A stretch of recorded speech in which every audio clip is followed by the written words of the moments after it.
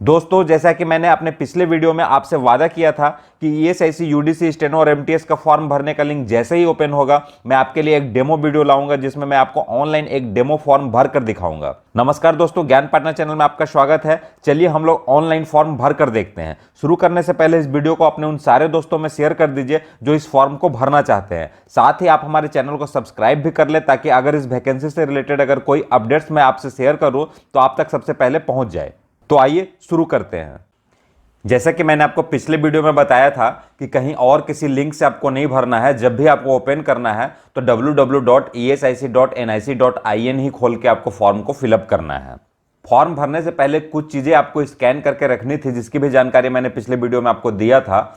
अगर आपने उस वीडियो को नहीं देखा है तो आपको डिस्क्रिप्शन बॉक्स में लिंक मिल जाएगा, आप पहले उस वीडियो को देख ले तो आपको सारा वो जानकारी मिल जाएगा कि पहले से क्या क्या हमें सेव करके रखना है। ऊपर आई बटन पर भी क्लिक करके आप उस वीडियो को देख सकते हैं। तो आइए हम लोग वेबसाइट को खोल लेते हैं, www.esic.nic.in। ये ऊपर में जो खुला है इसे हम लोग पहले बंद कर देंगे। अगर यहाँ से नहीं बंद होगा तो कहीं भी साइड में हम लोग क्लिक करेंगे तो बंद हो जाएगा। ऊपर में देखिए लिंक स्क्रॉल कर रहा है, click here to submit online application for recruitment to the post of UDC, steno and MTS. आपको इन तीनों में से कोई भी फॉर्म भरना है तो इसी लिंक पे आपको क्लिक करना है। आप यहाँ से साइड करेंगे तो ये लिंक चलता रहेगा और फिर इस पर आप ले आएंगे कर्सर तो वो रुक जाएगा। तो आइए हम लोग इस पर क्लिक करते हैं। क्लिक करते ही यहाँ पे कुछ इंफॉर्मेशन खुल रहा है जो हमारे लिए बहुत ही इंपॉर्टेंट है। इसमें लिखा हुआ है कि जो फॉर्म भरने का जो रजिस्ट्रेशन डेट है वो 15 जनवरी 2022 से खुलेगा। उसके बाद ये जो है वो 15 फरवरी 2022 को क्लोज हो जाएगा। उसके बाद आप रजिस्ट्रेशन नहीं कर सकते हैं। आप अपने एप्लीकेशन डिटेल को एडिट कर सकते हैं, वो भी 15 फरवरी तक ही एडिट कर सकते हैं। उसके पहले आप एडिट कर सकते हैं, 15 फरवरी के बाद आप एडिट नहीं कर सकते हैं। एक चीज़ है कि आपको लास्ट में मैंने बताया था पिछले वीडियो में कि फॉर्म को प्रिंट आउट रखना है। फॉर्म जब आप ऑनलाइन भर लेंगे तो लास्ट में उसका प्रिंट आउट आपको रखना है। तो प्रिंट आउट आप 2 मार्च 2022 तक ले सकते हैं। अगर अभी आप प्रिंट आउट नहीं लेते हैं तो आपको 2 मार्च तक ऑप्शन वहां पे मिल जाएगा। लेकिन ऑनलाइन फी पेमेंट भी 15 जनवरी से लेकर 15 फरवरी तक ही होगा। मतलब सब चीज़ का क्लोजिंग डेट जो है वो 15 फरवरी ही है। उसके बाद आप कुछ नहीं कर पाएंगे सिवाय एप्लीकेशन का प्रिंट लेने का। प्रिंट आप 2 मार्च तक ले सकते हैं। तो सबसे पहले हमें रजिस्ट्रेशन करना है। ऊपर में यहाँ पे लिखा हुआ है click here for new registration. इस पर मैंने क्लिक किया तो देखिए ऐसा इंटरफेस यहाँ पे खुल के आया है। इसमें सबसे पहले यहाँ पर पूछ रहा है फर्स्ट नेम। तो फर्स्ट नेम सबसे पहले हम लोग यहाँ पे भरते हैं और कोशिश करेंगे हम लोग की कैपिटल लेटर में ही भरे तो दिखने में भी ज़्यादा अच्छा लगता है। फिर लिखा हुआ है यहाँ कन्फर्म फर्स्ट नेम, मतलब उसी चीज़ को आपको दोबारा लिखना है। आपका कहीं स्पेलिंग मिस्टेक तो नहीं हो रहा है, इसलिए 2 बार आपको टाइप करना है। फिर लिखा हुआ है मिडिल नेम। तो मिडिल नेम ऐसा कोई ज़रूरी नहीं है कि सबका मिडिल नेम हो। अगर आपका मिडिल नेम है तो मिडिल नेम आप यहाँ पे लिख सकते हैं और कन्फर्म मिडिल नेम यहाँ पे डाल सकते हैं। लास्ट नेम भी अगर कोई ज़रूरी नहीं कि लास्ट नेम भी हो, किसी का सिर्फ इतना ही नाम रह सकता है दीपिका, तो वो उतना ही भर के छोड़ दें। अगर कोई लास्ट नेम है तो यहाँ पर हम लोग भर देंगे। उसके बाद यहाँ पर मोबाइल नंबर आएगा। मोबाइल नंबर यहाँ पे आपको डालना है। तो मोबाइल नंबर यहाँ पे मैं डाल देता हूँ और उस मोबाइल नंबर को यहाँ पे कंफर्म करना है, मतलब फिर से डालना है। कोई अल्टरनेटिव मोबाइल नंबर है तो उसे भी आप यहाँ पे दे सकते हैं। ये मैंडेटरी नहीं है, मतलब डालना कोई ज़रूरी नहीं है। और लास्ट में सभी का मोबाइल नंबर का यहाँ पे देखिए लिखा हुआ है प्लीज डू नॉट प्रीफिक्स 0। शुरू में 0 नहीं लगाना है। जो मोबाइल नंबर 10 डिजिट का है वही यहाँ पे डालना है। अल्टरनेट मोबाइल नंबर भी हमने यहाँ पे डाल दिया। उसके बाद यहाँ पे ईमेल आईडी आपको डालना है। ईमेल आईडी यहाँ पे डाल दिया और जो डोमेन नेम है वो आपको यहाँ पे चूज करना है। वो उसमें उसके आगे नहीं लिखना है जीमेल का है, हॉटमेल का है या जो भी है वो आप यहाँ से चूज कर सकते हैं। जैसे मैंने यहाँ पे gmail.com चूज कर लिया। तो gmail.com @gmail.com से पहले जो है वही यहाँ पे आपको ईमेल में यहाँ पे भरना है। और कन्फर्म ईमेल आईडी है, यहाँ पर आपको फिर पूरा भरना है। @gmail.com यहाँ पे पूरा भरना है। उसके बाद यहाँ पे कैप्चा दे रखा है, वो कैप्चा भी आपको यहाँ पे भर देना है। ये स्मॉल में है तो स्मॉल में आपको लिखना है, अगर कैपिटल में है तो फिर कैपिटल में आपको यहाँ पे लिखना है। उसके बाद यहाँ पे देखिए लास्ट में आ रहा है यहाँ पर ऑप्शन सेव एंड नेक्स्ट। तो सेव एंड नेक्स्ट पे हम लोग क्लिक कर देंगे।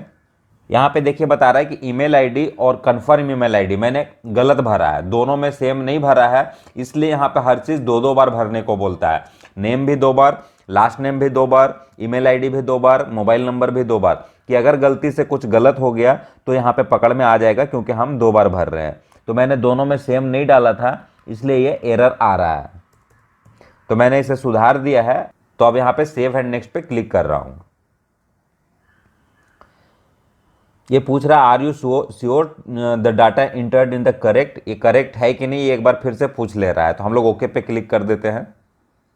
अब जो ये सेकेंड पेज खुल के आया है, यहाँ पे सबसे पहले आपको फोटो और सिग्नेचर अपलोड करना है।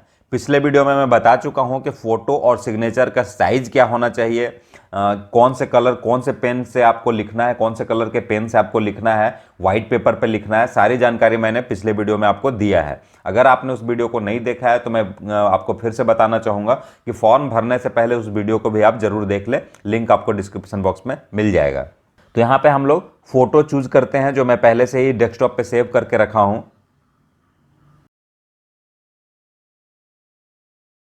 यहाँ से हमने फोटो को सिलेक्ट कर लिया और ओपन कर दिया, तो ये फोटो आ गया। उसके बाद फिर नीचे है यहाँ पर सिग्नेचर स्कैन किया हुआ है, उस सिग्नेचर को यहाँ पे भी अपलोड करना है। सिग्नेचर को भी मैंने चूज कर लिया और यहाँ पे सिग्नेचर भी नीचे शो हो रहा है। एक चीज़ आपको ध्यान देना है कि सिग्नेचर के जगह में सिग्नेचर ही आना चाहिए और फोटो के जगह में फोटो ही आना चाहिए। अगर दोनों एक दूसरे में अल्टरनेट हो जाता है, फोटो के जगह सिग्नेचर, सिग्नेचर के जगह फोटो, तो समझिए आपका फॉर्म गड़बड़ हो गया है, आपको एग्जाम देने नहीं दिया जाएगा। तो ये दोनों मैंने अपलोड कर दिया। अब यहाँ पे नेक्स्ट पे हम लोग जाएंगे। अब ये जो तीसरा पेज है वह बेसिक डिटेल और क्वालिफिकेशन डिटेल इसमें आपको फिलअप करना है। अब यहाँ पे देखिए कौन सा पोस्ट के लिए आप भरना चाहते हैं। यहाँ पे तीनों पोस्ट का ऑप्शन आपका आएगा। यहाँ तक तो कोई भी पोस्ट का फॉर्म आप भरना चाहते हैं तो यहाँ तक तो सेम प्रोसेस है। उसके बाद आप किस पोस्ट के लिए भर रहे हैं वो यहाँ पे आपको चूज करना है। स्टेनो का अगर भरना चाह रहे हैं तो स्टेनो चूज करेंगे, यूडीसी का भरना चाह रहे हैं तो यूडीसी चूज करेंगे, और एमटीएस का भरना चाह रहे हैं तो एमटीएस चूज करेंगे।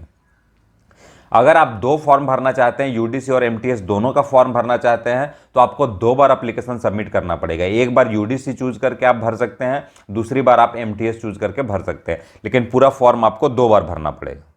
मतलब दोनों साथ साथ यहाँ नहीं भर सकते, कोई एक ही को हम चूज कर सकते हैं। तो आइए मैं यहाँ पे चूज कर लेता हूँ अपर डिवीजन कलर, क्योंकि मैं यूडीसी का फॉर्म भर के आपको दिखा रहा हूँ। बाकी भी फॉर्म में सेम प्रोसेस है, सिर्फ आपको जो पोस्ट भरना है वो पोस्ट को आपको यहाँ पे सिलेक्ट कर लेना है। कौन से रीजन से आप भरना चाहते हैं उस रीजन को आपको यहाँ पे चूज करना है। जैसे बिहार से भरना चाहते हैं तो बिहार, गुजरात से भरना चाहते हैं तो गुजरात। मैं यहाँ पे गुजरात चूज कर ले रहा हूँ। सारे स्टेट अल्फाबेटिकल है, इसलिए आप अपने स्टेट, जो भी स्टेट से आप भरना चाहते हैं वो यहाँ पे चूज कर सकते हैं। उसके बाद कैटेगरी, आप कौन से कैटेगरी में आते हैं, ओबीसी में आते हैं, एससी में आते हैं, एसटी में आते हैं, ईडब्ल्यूएस में आते हैं, या अनरिजर्व्ड में आते हैं। जो भी कैटेगरी है वो आप यहाँ पे चूज कर सकते हैं। मैं यहाँ पे अनरिजर्व्ड चूज कर ले रहा हूँ। यहाँ पर बोल रहा है ऊपर में कि कैटेगरी एक बार आप चूज करेंगे तो वो चेंज नहीं होगा, इसलिए जो भी ओरिजिनल कैटेगरी है वही आप चूज करें। क्योंकि अगर मैंने अनरिजर्व चूज कर लिया फिर बाद में आप बोलेंगे कि नहीं मैं ओबीसी हूँ, ओबीसी चूज करना चाहता हूँ, तो ऐसा बाद में नहीं होगा। इसलिए जो भी कैटेगरी आप यहाँ पे अच्छे से चूज कर लें। अगर आप ओबीसी, एससी, एसटी या ईडब्ल्यूएस चूज करते हैं तो उसका प्रॉपर सर्टिफिकेट आपके पास होना चाहिए, और वो भी क्लोजिंग डेट से पहले का होना चाहिए। ऐसा नहीं हो कि पहले फॉर्म भर ले उसके बाद आपका क्लोजिंग डेट का बाद का सर्टिफिकेट नहीं चलेगा। क्या आप डिसेबल पर्सन हैं? अगर हैं तो यस आएगा, और नहीं तो नो। अगर 40% से ज़्यादा डिसेबिलिटी है तभी आपको डिसेबल पर्सन माना जाएगा। यहाँ पे हमने नो चूज कर लिया। अब यहाँ से लेके यहाँ तक जो ऑप्शन है वह डिसेबल पर्सन के लिए है, तो ये डिसेबल पर्सन के लिए है, तो हमारे लिए ये हाईलाइट नहीं है, इसलिए हमें यहाँ तक कुछ भी नहीं भरना है। अब यहाँ पे भरना है religion to which you belong, कौन से रिलीजन से आप बिलोंग करते हैं। हिंदू से बिलोंग करते हैं तो हिंदू, मुस्लिम, सिख, ईसाई, जो भी आपको भरना है, जो आपका रिलीजन है वो आप यहाँ से चूज कर लीजिए। क्या आप माइनॉरिटी में आते हैं? तो हिंदू तो माइनॉरिटी में नहीं आता है, तो यहाँ पे नो आएगा। क्या आप ईएसआईसी एम्प्लॉय है? ऐसा हो सकता है कि आप ईएसआईसी में एमटीएस में जॉब कर रहे हैं, आप यूडीसी का फॉर्म भरना चाहते हैं, तो फिर यहाँ पे यस कर दें। अगर आप पहले से एम्प्लॉय नहीं है तो फिर नो। आप एम्प्लॉय हैं तभी आपके लिए दूसरा ऑप्शन यहाँ पे खुलेगा, अगर आप एम्प्लॉय नहीं है तो ये ऑप्शन डिसेबल है।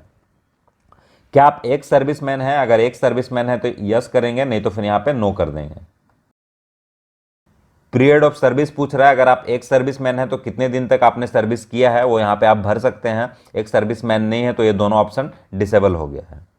क्या आपको एज रिलैक्सेशन चाहिए? किसी भी कैटेगरी के कारण आपको एज रिलैक्सेशन चाहिए। अगर आप एससी एसटी ओबीसी में आते हैं, अगर आपको एज रिलैक्सेशन चाहिए तो आप यहाँ पे यस करेंगे। अगर आप अनरिजर्व्ड हैं तो फिर आप नो करेंगे। एक सर्विसमैन, ईएसआईसी एम्प्लॉय, जिसको जिसको एज रिलैक्सेशन दिया गया है, अगर आप उस कैटेगरी में आते हैं और आपको एज रिलैक्सेशन की ज़रूरत है तभी आपको यस भरना है, अन्यथा यहाँ पे नो भरना है। आपका नेशनलिटी यहाँ पे भरना है कि आप इंडियन है या अदर है। पीटी का एग्जाम आप कौन से स्टेट में देना चाहते हैं तो आपको यहाँ से स्टेट चूज करना है। आप कोई सा भी स्टेट चूज कर सकते हैं, भले आप फॉर्म गुजरात से भर रहे हैं। अगर आप बिहार के रहने वाले हैं तो आप यहाँ पे बिहार चूज कर सकते हैं। अगर आप तमिलनाडु के रहने वाले हैं तो तमिलनाडु चूज कर सकते हैं। मतलब एग्जामिनेशन सेंटर आप अपने स्टेट का चूज कर सकते हैं, भले ही आप फॉर्म किसी भी स्टेट का भर रहे हो। अब गुजरात हमने चूज किया है तो यहाँ पे पूछ रहा है सेंटर ऑफ पीटी एग्जाम, कौन से जगह में आप एग्ज़ाम देना चाहते हैं। जैसे अहमदाबाद, आनंद, गांधीनगर, जामनगर, महसाना, राजकोट, सूरत, सभी जगह ऑप्शन है, जिसे मैं यहाँ पे सूरत चूज कर लेता हूँ। फिर जो मेंस एग्ज़ाम होगा वो आप कौन से स्टेट में देना चाहते हैं तो वो भी आप यहाँ पे चूज कर सकते हैं और सेंटर ऑफ एग्जामिनेशन भी यहाँ पे चूज कर सकते हैं। यहाँ पे देखिए कि जो मेंस एग्ज़ाम होगा वो पूरे गुजरात में सिर्फ एक जगह होगा, अहमदाबाद में। यहाँ पे दूसरा ऑप्शन नहीं है, तो इसलिए आप पूरे गुजरात में पीटी का तो बहुत सारा एग्जाम होगा, लेकिन मेंस एग्जाम है वो सिर्फ एक जगह होगा। तो इसी तरह आपको पीटी का और मेंस का दोनों का सेंटर चूज करना है। उसके बाद यहाँ पर है date of birth. Date of birth आपको यहाँ पे भर देना है। डेट ऑफ बर्थ मैंने भर दिया यहाँ पर 20 मई 1995। यहाँ पे दिखा रहा है कि 15 फरवरी 2022 जो क्लोजिंग डेट है उस दिन को आपका जो एज है वह 26 वर्ष हो रहा है। फिर जेंडर यहाँ पे चूज करना है। जेंडर हमने चूज कर लिया फीमेल, मेल, फीमेल, ट्रांसजेंडर, जो भी आपको चूज करना है वो आप यहाँ पे चूज कर सकते हैं। क्या आप ट्विन ब्रदर या सिस्टर है? कभी ऐसा होता है कि same date of birth, same father's name वगैरह सब मैच करता है, तो कभी कभी शायद कंप्यूटर में कुछ परेशानी भी आ सकती है, इसलिए आपको यहाँ पे चूज कर लेना अगर आप ट्विन है तो। अगर आप ट्विन नहीं है तो फिर यहाँ पे नो कर देंगे। अगर आप ट्विन है तो फिर ट्विन का भी नेम यहाँ पे भरना है और जेंडर ऑफ ट्विन भी यहाँ पे आपको भर देना है, ताकि आपका जो ट्विन है, आपका ट्विन जो ब्रदर या सिस्टर है वो फॉर्म भरे तो कोई परेशानी ना हो, क्योंकि सारा डेटा सेम मैच करेगा तो ये सोचेगा कि कहीं एक व्यक्ति 2 बार तो फॉर्म नहीं भर रहा है। इसलिए यहाँ पर पहले ही पूछ ले रहा है कि क्या आप ट्विन है। ट्विन है तो उसका नाम क्या है और उसका जेंडर क्या है। आपका मैरिटल स्टेटस क्या है, मैरिड है या अनमैरिड है, वो आपको यहाँ पे चूज कर लेना है। फिर यहाँ पे फादर्स नेम, मदर्स नेम वगैरह सारा डिटेल यहाँ पे आपको फिलअप कर देना है।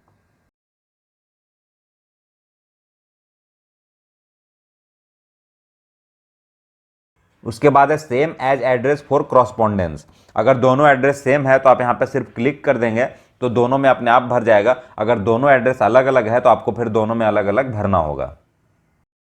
अब यहाँ पे पूछ रहा है कि जो आपका जो 250 रुपये रिफंड किया जाएगा, क्योंकि महिला जो भी कैंडिडेट है उनका जो पैसा है वो रिफंड हो जाएगा। कब रिफंड होगा? जब आप एग्जाम दे देंगे तब रिफंड हो जाएगा। तो यहाँ पे पूछ रहा है जो रिफंड होगा वो क्या उसी अकाउंट में रिफंड किया जाएगा जहां से कट रहा है, या किसी दूसरे अकाउंट में आपको रिफंड करवाना है। बाई चांस आप बाहर कैफे से किसी से फॉर्म भरवा रहे हैं, वो अपने अकाउंट से 250 रुपये कटवाता है और आपको अपने अकाउंट में फिर पैसा चाहिए, तो यहाँ पे नो कर देंगे कि नहीं, उसी जगह हम मुझे पैसा वापस नहीं चाहिए। तो फिर पूरा डिटेल यहाँ पे आपको भरना पड़ेगा कि कौन से अकाउंट में आपको वापस चाहिए, तो पूरा डिटेल यहाँ पे भरेंगे। लेकिन अगर आप खुद के अकाउंट से पैसे कटवा रहे हैं तो यहाँ यस कर देंगे, तो जो अकाउंट से आपका पैसा कटा रहेगा उसी अकाउंट में आपको पैसा फिर लास्ट में रिफंड कर दिया जाएगा। उसके बाद है यहाँ पर वैलिडेट योर डिटेल्स। जो डिटेल आपने भरा है वो सही है तो फिर आप इस पर क्लिक कर दीजिए। वेरीफाइड सक्सेसफुली, वो सक्सेसफुली हो चुका है। उसके बाद हमें सेव एंड नेक्स्ट पे क्लिक करना है।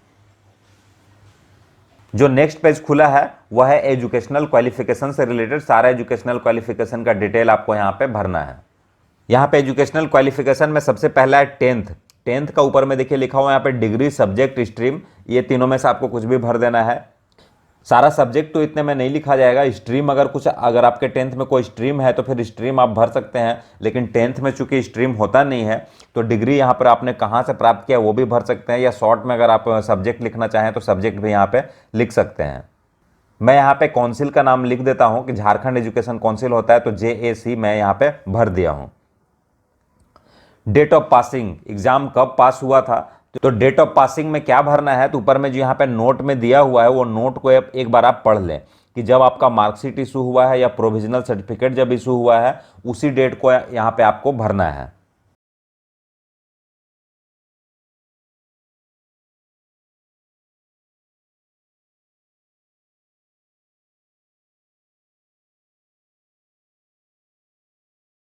तो ये सारा एजुकेशनल क्वालिफिकेशन मैंने यहाँ पे भर दिया है। अब यहाँ पे नीचे चलते हैं, नीचे क्या है, क्या आपको कंप्यूटर का वर्किंग नॉलेज है, तो यस आपको क्लिक करना है, क्योंकि आपको स्किल टेस्ट भी देना है तो आपको कंप्यूटर का नॉलेज होना जरूरी है। अब कंप्यूटर का जो स्किल टेस्ट देंगे वह कौन सा मीडियम में आप देंगे, इंग्लिश में देंगे कि या हिंदी में देंगे। अगर आपने यहाँ पे हिंदी चूज कर लिया तो फिर आपको हिंदी में ही देना पड़ेगा, इंग्लिश चूज किया है तो इंग्लिश में देना पड़ेगा। जो आपने चूज किया है उसी मीडियम में आपको फिर कंप्यूटर स्किल टेस्ट देना पड़ेगा। अगर आप पहले से कहीं वर्क कर रहे हैं, कोई एक्सपीरियंस है, तो फिर उसका डिटेल आप यहाँ पे भर सकते हैं कि कहाँ पे आप एम्प्लॉई हैं, कहाँ पे आप काम कर रहे हैं, कितने दिनों से कर रहे हैं, वो आप यहाँ पे भर सकते हैं। ऐसे भरना कोई ज़रूरी नहीं है, लेकिन अगर आप काम कर रहे हैं तो फिर आप यहाँ पे भर सकते हैं। आप कौन कौन सा लैंग्वेज जानते हैं, कम से कम एक लैंग्वेज तो आपको यहाँ पे भरना ही है, तो कौन कौन सा लैंग्वेज आप जानते हैं वो आपको यहाँ पे भरना है।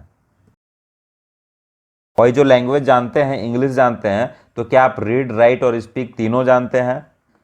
अगर तीनों जानते हैं तो तीनों में टिक लगाना है। गुजराती मान लीजिए कि आप सिर्फ पढ़ना जानते हैं, बोलना जानते हैं, लिखना नहीं जानते हैं, तो फिर उसमें आपको टिक नहीं करना है। तो मैंने जैसे रीड और स्पीक में ही क्लिक किया है। फिर यहाँ पर है वैलिडेट योर डिटेल्स, क्या सभी डिटेल्स भर गया है कि नहीं, एक बार यहाँ पे वैलिडेट करना है। तो वेरीफाइड सक्सेसफुली हो गया है। अब हम लोग सेव एंड नेक्स्ट कर सकते हैं। तो ये देखिए फॉर्म यहाँ पे कंप्लीट हो चुका है लगभग, और ये फॉर्म आपको यहाँ पे दिख भी रहा है। आप इसको पूरा एक बार मैच कर लीजिए कि जो डिटेल आपने भरा है वह सब सही है या नहीं है, कोई एरर तो नहीं है। आप पूरा एक बार एक एक करके पढ़ ले, कहीं कुछ गलत हो गया है तो आप अभी भी बैक जाके एडिट कर सकते हैं, यहाँ पर बैक जाने का ऑप्शन है।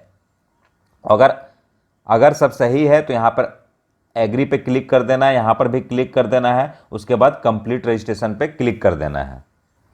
पूछ रहा है कि अपना फोटो का एक बार चेक कर लें कि वो सही है या नहीं है, तो मैं वो सही है फोटो, तो मैं यहाँ पे ओके पे क्लिक कर देता हूँ।